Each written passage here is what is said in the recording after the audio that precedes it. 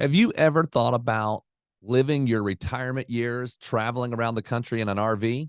Well, in this episode, we interviewed Janelle Jones, who owns a retirement club, and she gives us a lot of great direction. We hope you enjoy the show. To learn more about how to secure your retirement and all the different elements you need to know, please subscribe to our channel and hit the bell so you'll be notified when we release episodes every Monday. We have helped hundreds of our clients gain clarity and get on the path to a great retirement.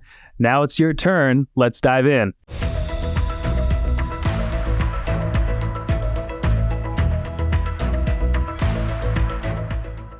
So I am really excited about today's episode on Secure Your Retirement. And we try to have a couple different topics, as you all know, or I should say, types of things that we talk about. And I will say this is one of the ones that we call our lifestyle series, where we talk about how we're going to live in retirement.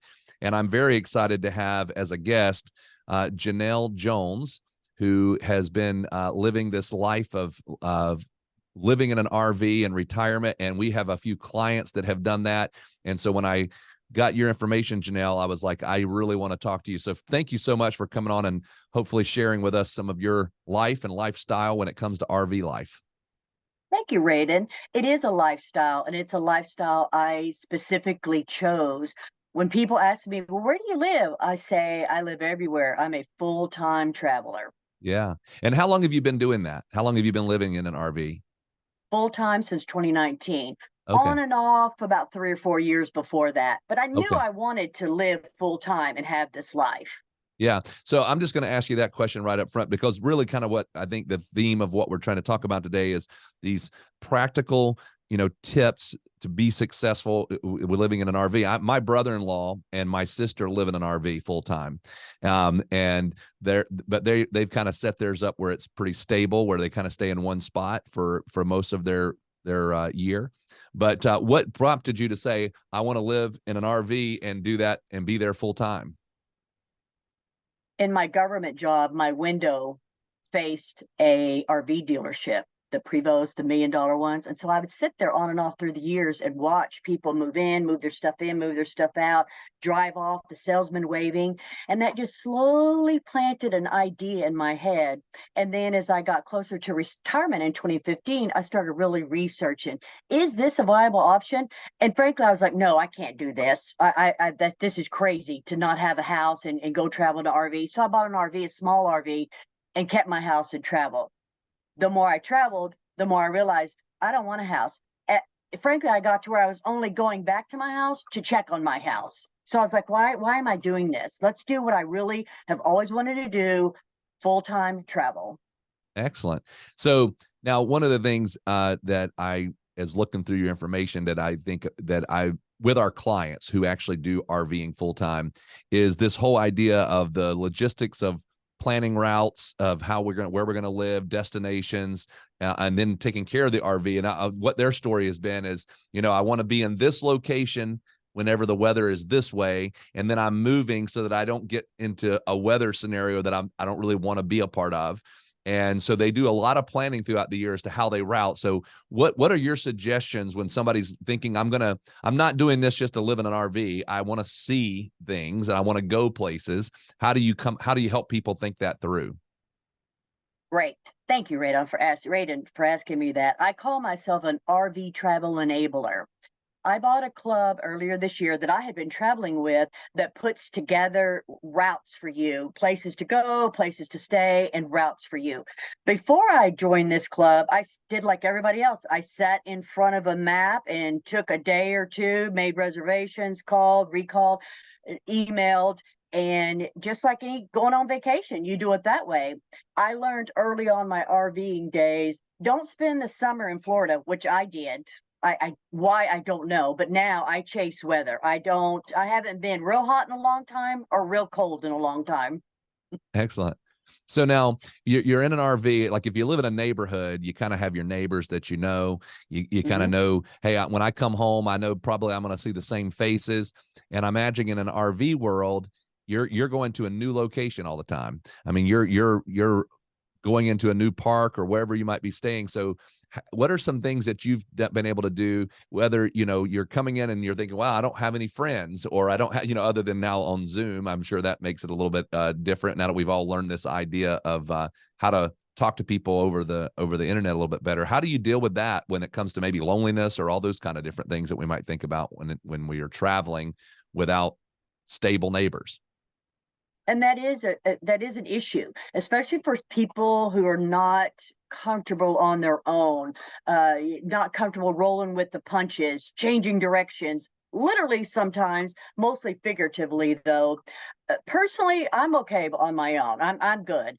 But I'm not by myself that often. With my RV club that I bought, one of the things that I push hard is, if you want to do this life, but do have some anxiety of, driving off literally into the wild blue yonder on your own, join a club, join a group. It doesn't matter. There's lots of good groups out there, but join so that you're traveling with your friends, and you get to have friends, and then maybe you splinter off and 3 or 4 or 5 of y'all decide to go to the Canadian Maritimes or Mexico for the month. It's always better to travel in a group. Okay. Safety, anxiety, it's always better. Yes. Oh, nice. I didn't even think about that you might have like travel buddies that you kind of go Oh along yeah. with. Oh yeah, definitely. I'm in the Canadian Maritimes right now and have been since the beginning of August. I think there's probably 15 of us here, maybe 13 people kind of come and go on it too. And that's part of the RV club. I mean, I hate to keep coming back to that, but it's a game changer when you travel with a group, travel buddies, as you call them. They make you do things you wouldn't normally do. We're going to go hike 5 miles. I'm like, well, I'm not going to hike 5 miles, but with everybody else, you'll go and you'll hike 5 miles along at the Cabot Trail. We literally hiked 5 miles along a skyline. It was called the Skyline Trail. That's literally on the side of a mountain, and you're looking down into the crashing water and the cliffs. Yeah. Well, yeah. I mean, obviously, if you've got people that's like motivating you to do it, I mean, it's a lot better than if you're trying to say, I'm going to motivate myself by myself to go on a 5-mile hike. We all have hikes around us, and Yeah. when's the last time you went? I rode 13 miles through the Grand Canyon. First of all, I didn't know the Grand Canyon had 13 miles of bike trails you could go on. They do. And second, I'm not riding 13 miles on a bike anywhere, but I did that day, and it was great, and a top 10 list of if people always ask me, where's the best place you've been? That's always one of my top few. Yeah. Excellent. So I know that you do this by yourself as you're traveling. I know you might have this group, but could you kind of walk us through? Because maybe if somebody's thinking about this idea of moving in and doing this retirement in an RV, what kind of things do you have to do to keep your RV up and to maintain it and to make it where it's functional? This is a very viable option for a retirement life, for a second path, if you will. I remember when the day I retired, I was like, wow, I'm literally turning the page in my life. It is definitely a viable option. You need to, well, you're going to learn. You're going to learn about your RVs. Before I bought my first RV, I'd never even been in an RV. Literally had never even been in one. Now I can change a water pump. I can go get on my roof and clean it and caulk the water, the top of it, and check for leaks. I know how to air up my tires with a portable generator. You will learn. I would say your question was, what do you have to do to maintain an RV? I would say you had to have a positive attitude. We can all learn how to change or put air in a tire. But if you don't have the mindset that I'm going to roll with these punches, when you come home, like you said, every day, your house is there, you do a key, you walk in, everything's the same, nothing changes. In the RV life, it pretty much changes all the time. Right now, for instance, one of my slides won't go in or out, so it's stuck in the open position. And the first time it happened, when I was still kind of new at RVing, I just freaked out and called the dealer and did all this. Now, 4 years later, it's not hurting me. It's fine. I'll get to a dealer. I've got an appointment already in Georgia. It'll be fine. That leads me to, I was going to ask you, like, as you've been doing this now for a few years, what are some of the unexpected challenges that you've run into, and how did you overcome it? The unexpected challenges. Well, I'm pretty wide open on this. The unexpected challenges, I would say, is getting lost. That's like a major fear in an RV world. You'd think it would be a blowout. Well, you're going to have a blowout. So get that in your mind. You are going to have a blowout. I'm telling you, for me, it's getting lost in the RV, because my RV is 36 feet and then I have a car. So I'm 60 feet going down the road. I'm not doing a U-turn. I'm not backing up. I mean, I can block traffic, which I have on a couple occasions. I can block traffic where the cops have to come and help me and all this. That is extremely anxiety producing for me. So I have different GPS things going at one time as I drive down the road. So if one doesn't pick up something, the other one does. The anxiety comes from not knowing. When you live in a house long enough, you kind of know how to fix the toilet if it's leaking, for an example. In an RV, it is such a different world, different culture, different tools. Everything is different in an RV. And if you're open to accepting that, it's a wonderful life. And you can fix whatever's wrong in the RV. How long did it take you to learn how to back it up and put it in this parking spot? Well, the first 5 times was pretty ugly. I came, honestly, my first whole year was a hot mess in this RV, in my first RV. I hit buildings. I ran under a tree and took everything off the top of the RV. I backed into things. I backed into trees twice, a building once. I mean, whatever, it happens.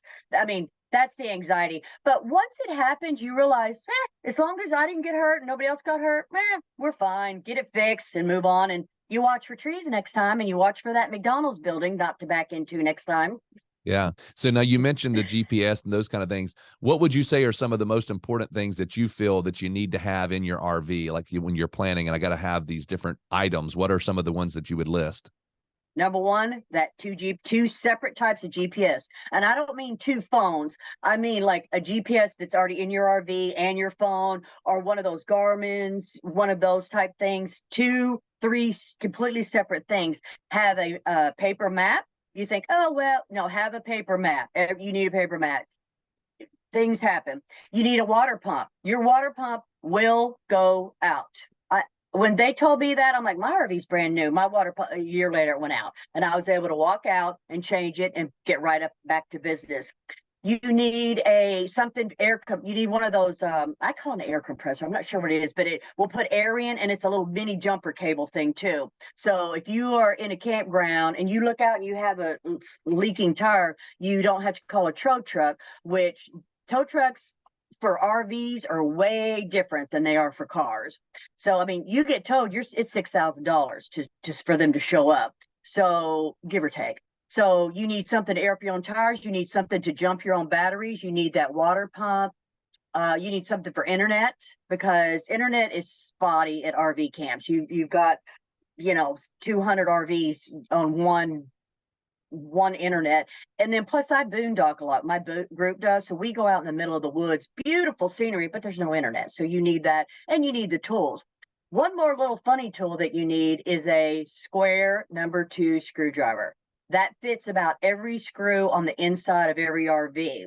Why is that important? Because as you drive down the road and everything rattles, screws fall, they come undone. I've got a handful of probably 10 screws. I don't know what they belong to, but I don't dare throw them away because I found them inside the RV. So that one little tool right there will make your life so much easier. Oh, very good. So now we've talked about some of the challenges and how to overcome those. Would you mind sharing some of the positive things that you've experienced since starting doing this full time? Like maybe some of the places you've been, or maybe I said you've not been too hot, you've not been too cold. Like, what are some of the things that you go, man, I would have never experienced this had I not been in the RV life? Yes. Well, Raiden, you told me we don't have 3 hours for this podcast, so I'm going to make it the quick one. The number one thing for me personally is I learned patience. I came out of the corporate world, corporate government. I was extremely fast-paced, type A. Move, you're in my way. If you were going 60, move. It has taught me patience, number one. It has taught me slow down, smell the roses, literally. Because in an RV, you're not going 80 miles an hour anywhere. You're not taking a sharp turn. Everything is plotted. We move. I go about 60, 65. That's where my RV likes to be. So it's taught me patience, number one.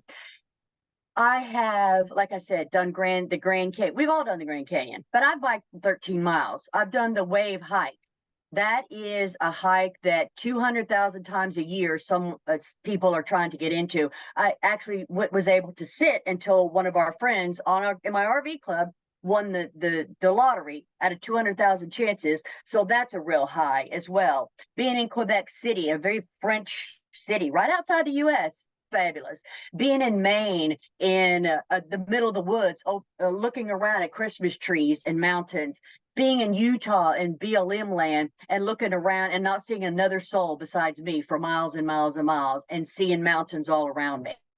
Walking down a creek in Colorado that was about 4 inches of running water, that just my group was there, and we walked through this creek for 2 or 3 miles. One time we got lobsters off of a fisherman in Maine where he was just coming in, and word on the street was he sells them out of his boat. So we went down there and literally for $10, $12 got lobsters from a guy pulling up in his boat. And we sat there and we went back to the campground and stood and ate lobsters with butter running down our hand on a beautiful day in Maine, and looked up, and it was just like, this is such the life. This is such a great life right here. Should I keep going, or is that enough? I mean, share whatever you want to share. I mean, I think it's exciting. So now I know that earlier you said that you joined a club and then you bought a club. Could you kind of like help us to appreciate, how did that transition that you join a club and now you own a club? When I retired in 2015, I was 54 years old, kind of young to retire. I'm very blessed to have a government pension. I knew that I wanted to do a little something to keep my mind going, but I didn't want to work per se. I wanted something. But anyway, so I kind of kept my eye open for something. And when I joined this club, I knew, after I'd been with it for a while, I knew that I could do a lot with this club. The man that owned it, the fourth owner, great guy, had done a lot with it. This was a club that was started in 1988 by 7 people sitting around a campfire saying, we need a club. They were all solo travelers, single or whatever, and thought, we want to have people like us. There's got to be other people like us. And slowly over the 35 years, there's a lot of people like us that travel solo. So he had done a lot with it and brought it into 21st century, but I knew with some marketing background and business background that I could do a lot with this. And I started talking to him last year, and I knew this was a perfect fit for me. I could still travel, write it off. I could still travel. I could still have my own lifestyle and work here and there as the business demanded. And it's been wonderful. It's been great. Just for the business part of the podcast, I've had a 12% growth every month since March. Quite proud of that little fact. Yeah, quite proud of that. So could you tell us a little bit about the club for somebody who's never been a part of an RV club? Like what is it? What does it provide me to be a part of the club? Why would I want to be a part of a club? Like, could you kind of give us a little bit of understanding around that? Absolutely. Number one, we'll start with what you and I have already touched on, the anxiety and the loneliness of travel. It's all fine. You can get in an RV and drive off and be on your own. But after a month, I mean, you want to go out to eat with somebody, go to a museum with somebody. So we help with the anxiety and the loneliness, safety in that as well.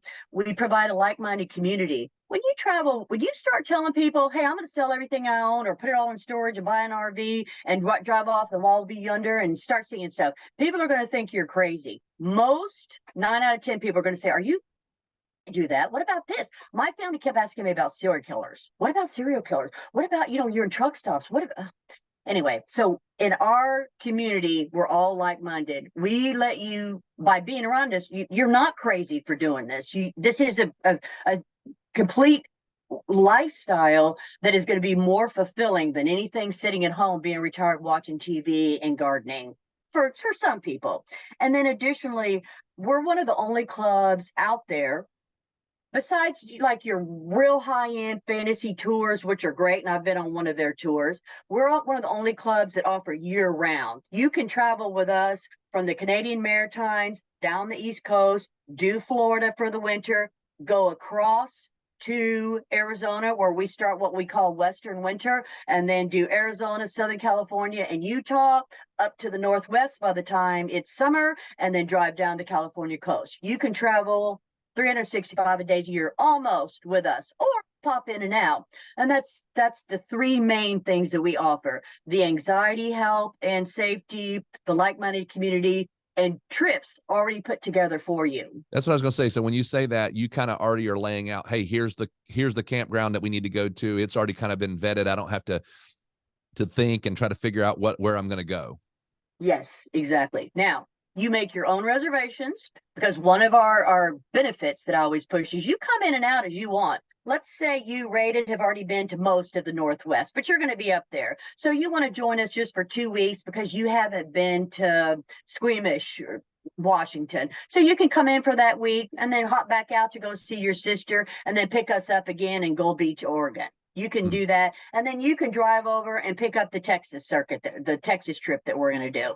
That nice.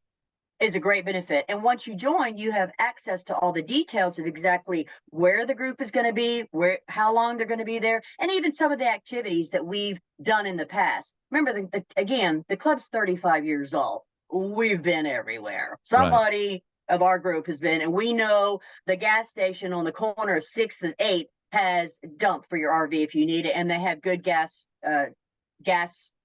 pumps for a big RV to pull into. Oh, nice. Well, that's Yeah. great. So could you tell us kind of how, like, say somebody's listening to this and they're thinking, man, I really want to learn more about this, how they could either talk to you, what website to go to, like, where do they go for information so they can understand how this works a little bit better? Yes, rated. We have all the usual social media channels and look under Wandering Individuals Network. WINS is our acronym, but Wandering Individuals Network. And I also have a little couple of checklists that I'll send to you for your listeners if they'd like them. One is 10 questions to ask yourself if you're really, truly ready to go off and RV on your own with a group, perhaps. And then the other one is that something you alluded to. What are 10 things that you have to have in your RV? And in my personal experience, those are the 10 things that have happened to me that saved me or I learned a hard lesson on. Okay, excellent. And then as far as your website, what is your website? My website is WINS, WINS, RVclub.com. WINSRVclub.com. And is that the best way for folks to get in touch with you? Yes, and all those links on there, join now or for more information, they come right to me. I Okay. answer every single email personally, and I'll give you my phone number if you want to call and talk to me, which plenty of people have done. Excellent. Well, Janelle, it is a pleasure to talk to you. You can tell that you're having fun out there as you travel around the country, and even in now in Canada. Is that where you are now? Yep, Canadian Maritimes. Yeah. Yeah. Excellent. Well, thank you so much for coming on and sharing with us your expertise. And I'm sure that folks that are looking and thinking about this, it's going to be extremely helpful for them. Thank you, Raiden, for having me. I appreciate it. We hope this video has given you some confidence and clarity as you plan for a worry-free life in retirement. But what else do you need? We have created a complimentary video course called 3 Keys to Secure Your Retirement. This video walks you through step-by-step what you need to do to get ready for retirement. You can also check out our podcast called Secure Your Retirement. You can subscribe below. For more retirement tips, check out these videos. Also, if you find them valuable, please subscribe to our YouTube channel and give us a like.